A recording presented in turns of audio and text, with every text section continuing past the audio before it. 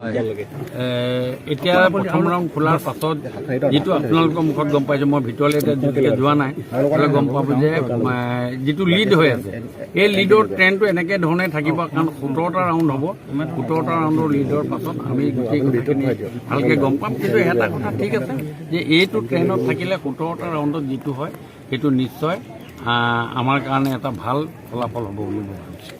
আনুমানিক কিমান?